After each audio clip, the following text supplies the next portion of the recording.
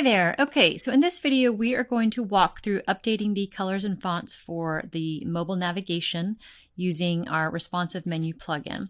Now, this is the site that we've been working on, and I'm already in the responsive menu design interface here. I just wanted to show you some comparisons. So this is what we currently have. And what we're wanting to get rid of is this red here and change it to that peach color that I've been using. And over here, this is the site that we're mimicking. And you can see we have got that peach color in use. The fonts are a bit different. And we've also got the expandable menu in use over here, whereas on our current site, we're using the simple menu still. So I'm going to take you through all those changes. Now, I would recommend that you have your hex value saved and ready, and also know which font you want to use for your menu, because that will help you move through things a bit more efficiently. So to get started, we're going to go into the sidebar here to responsive menu, click menus. Then you can either just click right on this mobile menu link or click customize. And that should open you into this design interface. Now, I'm going to start off. As I noted here, we've got the simple menu in use. I'm actually going to start off by switching into the expandable menu and take you through that. The simple menu steps are going to be exactly the same. You'll just skip the part of the tutorial where we update sub-navigation and trigger icons, but otherwise all the steps are the same.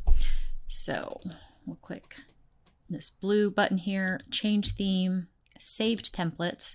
And I've got that expandable menu that we saved earlier. So I'll click apply.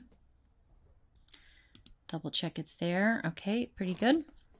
Now, as sort of a shortcut here, you could use this search bar. If you hit this little search icon, it'll allow you to type into the search field.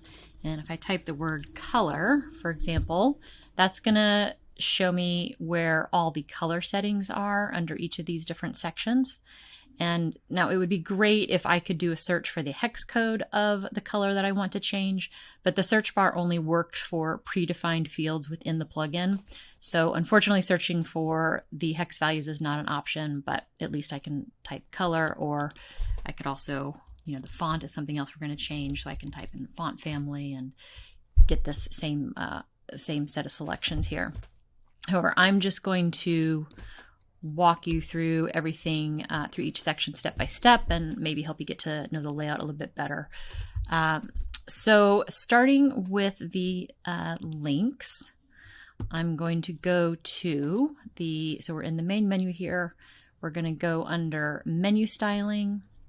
And one note I'll make here at the beginning is sometimes these sections are expanded when you open. You can just close them up, because you'll notice there's like modules within modules, and I find that often just closing everything up and expanding them as I go is a little bit easier. So continuing on here, we're going to go into item styling.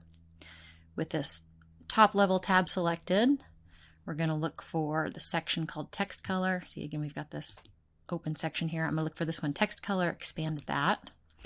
And there we go. You can see that I've got that red. Now I'm just going to copy my peach hex code and paste it in there pretty much anywhere I see that red.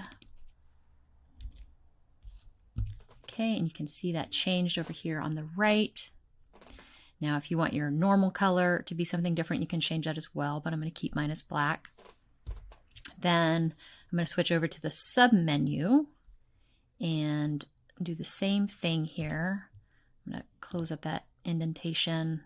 I'm going to open the text color again. I've got and this is clarifying. This is going to be for that sub nav, even though you see it peach right here. It's not actually changed. Let me just hit update so you can see. There you go. You can see that peach is not actually changed. So we're going to enter the peach value here. And I'll click update now. And if we open that, there we go. You can see if I hover over that, it's peach. All the primary navigation, sub-navigation have all changed now.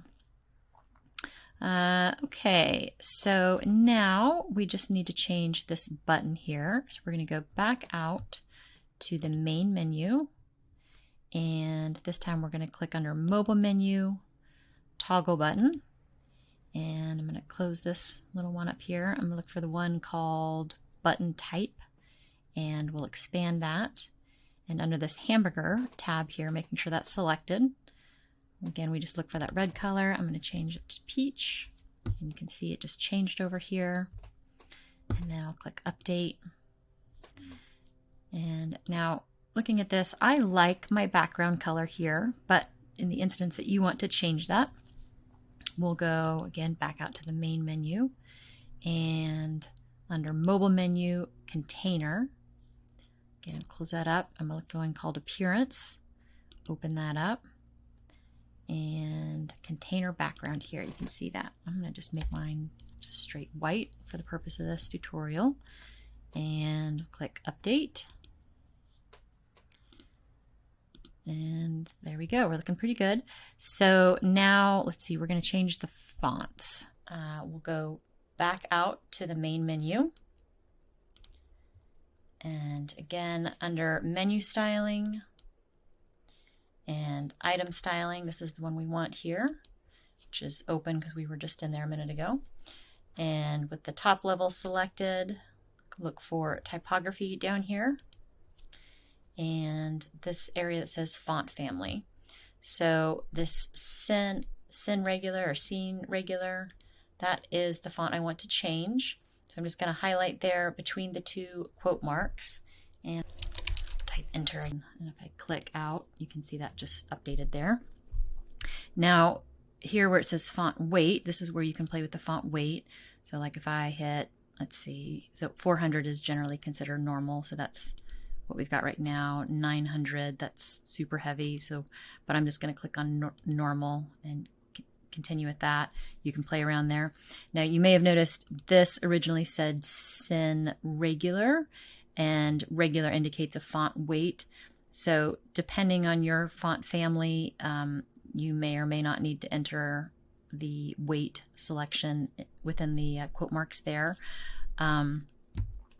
Then here, everything that comes after that, this is what is considered a font fallback and is commonly used in CSS for, it's essentially, it produces a font selection in case your primary, your chosen font is not available in the operating system for some reason. You don't have to include this. So like if I delete all of that, you know, my fonts are still there, so, but it's recommended, again, just as a backup. If you are using a serif font, then you would choose a different set of fallback fonts here. And that's something, if you go online and you just Google CSS font fallbacks, you can find a selection. Like serif fonts are going to be things like Times New Roman, Georgia, and then your sans serif, Helvetica, Arial, Tahoma is one. And then you always end it with either sans serif or serif based on your selection there. And then you would keep your semicolon at the end. So anyways, but we've got that changed. Now I need to change my submenu as well. It looks like it's showing there, but we just want to make sure that the submenu is actually updated. So we're going to go in here to typography again. It's got that sin regular or scene regular. I don't know how you say that. I'm just going to highlight that, type in enter. Same thing here with the font weight, and I'm going to click update. And there we go. Fonts have been updated. Now for the trigger icon, that is this little plus minus sign here. That's something that you can customize as well. I'm going to head back out to the main menu, and under menu styling, this is actually where we just were, but I wanted you to see from the main menu, it's under menu styling and then trigger icon here. You'll expand that and switch over here to the tab that says icon in the middle. And if you click into, you've got the font icon and active font icon. If you click in there, you'll see you get this nice big font library. You can play around there and change those around if you like. And then for the font color, let's see, under trigger icon, we've got this expanded. If you keep scrolling down here, you're going to see text color. And you've got the option for normal, hover, active, and active item hover. So that's just based on the different state. Now I like to have mine the same color regardless of the state, but that's something you can play around with if you want like a different color while it's open. There's a lot of different options you can play with. So that everything is all set there. So I'm going to hit save. Now, as I mentioned, if you want to use the simple menu instead, you just follow all those same steps, just skipping the sub navigation and the trigger icon. However, if you want to switch and do the simple navigation as well, maybe you just want to have both of them updated, you're going to make sure and save this menu as a new template before you switch out. Otherwise, all of these changes that we just made are going to be lost. So right now it's saved, like we can exit out of the responsive menu and open it back up, and everything is still there. But if I change themes, then I would lose those changes. So we're going to go in here and click this blue button at the bottom, hit Save Theme, and I'm going to call this Expandable 1. I'll hit Save Theme. Okay, so now that I've done that, I can hit Change Theme, Save Templates, and you're not seeing it listed right here because you actually have to exit back out of this before it will show up. Why don't we just do that so you can see what I'm talking about here? If I hit Customize Now and I hit Change Theme, Save Templates, there you go. Now you can see all options there. So I'll switch to this template, simple menu template, and now you can walk through and make those changes as well.